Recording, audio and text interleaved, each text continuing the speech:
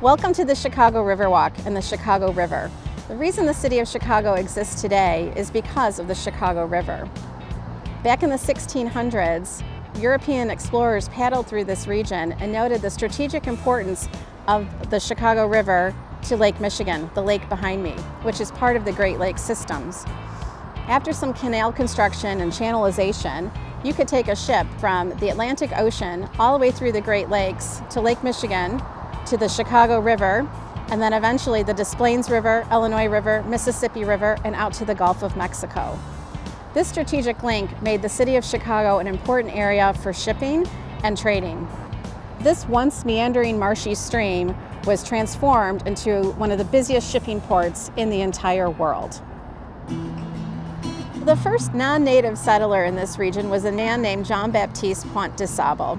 He established a trading post in 1779, right at Michigan Avenue and the Chicago River. He married a Potawatomi woman, Kittihawa. The Potawatomi Nation had been in this region for generations. Their little trading post became a very popular destination for European fur traders and the Native Americans in the region. The city of Chicago has this great urban canyon of world-famous architecture today.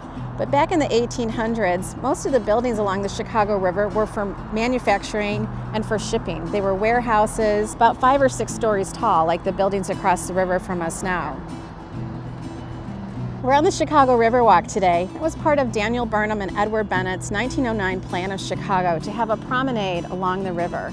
Their thought was that you'd have all this commerce in downtown Chicago, but you should also have lovely areas for people to recreate and promenade. And what would be better than that than a Chicago Riverwalk? Back in the 1990s, the city of Chicago established the Chicago River Corridor Design Guidelines. That required a 30-foot setback. That meant any development that was happening on the Chicago River needed to have 30 feet of accessible land available to the public that would have benches, seating, landscaping, play equipment, and all kinds of things for the public to enjoy.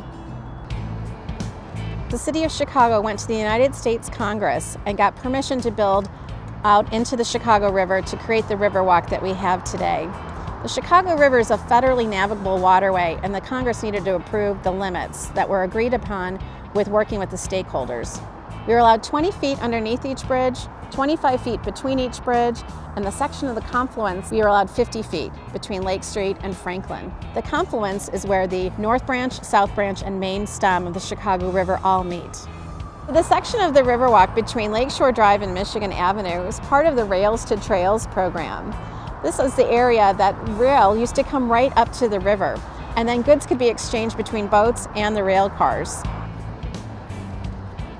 The Chicago River today is a great cultural and recreational amenity for the city of Chicago. And it's transformed from this meandering marshy stream to this industrialized shipping port to this recreational destination.